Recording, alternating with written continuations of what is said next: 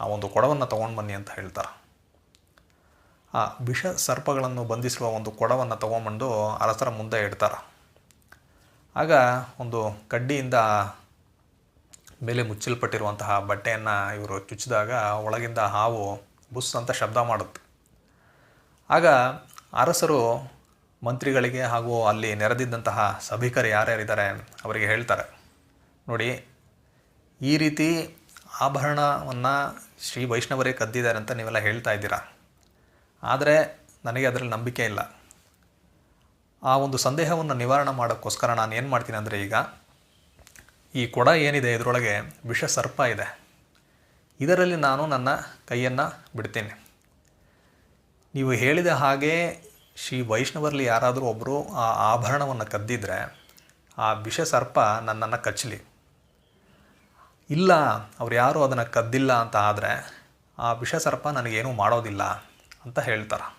ಇದನ್ನು ಕೇಳಿಸ್ಕೊಂಡಂತಹ ಮಂತ್ರಿಗಳು ಹಾಗೂ ಸಭಿಕರಿಗೆಲ್ಲ ತುಂಬ ಭಯ, ಆತಂಕ ಆಗುತ್ತೆ. ಏನು ಈ ರೀತಿ ಹೇಳಿಬಿಟ್ರಲ್ಲ ಅಂತ, ನಾವು ಏನೋ ಮಾಡೋಕ್ಕೆ ಹೋದ್ವಿ, ಅದು ಏನೋ ಆಗ್ತಾ ಇದೆಯಲ್ಲ ಅಂತ ಅವ್ರಿಗೆಲ್ಲ ಭಯ. ಅರಸರು ಏನು ಮಾಡ್ತಾರಂದರೆ, ಆ ಒಂದು ವಿಷ ಸರ್ಪ ಇರುವಂತಹ ಕೊಡದಲ್ಲಿ ತಮ್ಮ ಕೈಯನ್ನು ಬಿಡ್ತಾರೆ. ಬಿಟ್ಟು ಸ್ವಲ್ಪ ಹೊತ್ತು ಬಿಟ್ಟು ಅದನ್ನು ಕೈನ ಹೊರಗಡೆ ತೆಗಿತಾರೆ. ನೋಡಿದ್ರೆ ಅವರ ಬಲಗೈಯಲ್ಲಿ ವಿಷ ಸರ್ಪ ಒಂದು ಹೂವಿನಂತೆ ಸುತ್ತಕೊಂಡಿರುತ್ತೆ. ಅವ್ರಿಗೇನೂ ಮಾಡೋದಿಲ್ಲ ಅದು. ಅದನ್ನು ನೋಡಿ ಅಲ್ಲಿದ್ದಂತಹ ಸಭಿಕರು, ಮಂತ್ರಿಗಳು ಎಲ್ಲ ತುಂಬ ಆಶ್ಚರ್ಯದಿಂದ ನೋಡ್ತಾ ಇರ್ತಾರೆ. ಆಗ ಕುಲಶೇಖರರು ಹೇಳ್ತಾರೆ, ನೋಡಿ, ಈ ಹಾವು ನನಗೆ ಏನೂ ಮಾಡಿಲ್ಲ.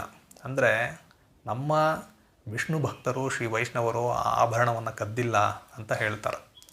ಆಗ ಮಂತ್ರಿಗಳಿಗೆ ತಾವು ಮಾಡಿದಂತಹ ತಪ್ಪಿನ ಅರಿವಾಗಿ ಅವರು ಅರಸರು ಹಾಗೂ ಈ ಶ್ರೀ ವಿಷ್ಣು ಭಕ್ತರು ಯಾರ್ಯಾರಿದ್ದಾರೆ ಅವರಿಗೆ ಅಡ್ಡ ಬಿದ್ದು ಕ್ಷಮೆಯನ್ನು ಕೇಳ್ತಾರೆ.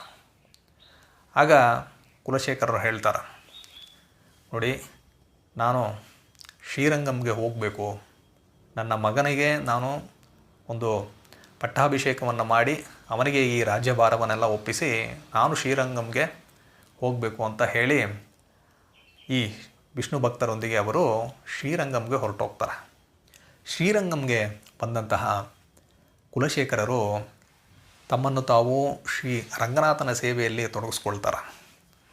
ಅದೇ ರೀತಿ ಅವರ ಮಗಳಾಗಿದ್ದಂತಹ ಚೇರಕುಲವಳ್ಳಿ ಅವರು ಸಹ ತಂದೆಯ ಹಾಗೆ ಈ ಕೃಷ್ಣ ಹಾಗೂ ರಾಮನಲ್ಲಿ ಅಪಾರವಾದಂತಹ ಭಕ್ತಿ ಉಳ್ಳವರಾಗಿರ್ತಾರೆ.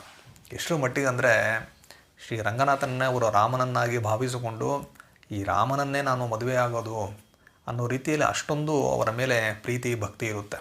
ಕೊನೆಗೆ ಕುಲಶೇಖರರು ತಮ್ಮ ಮಗಳಾದಂತಹ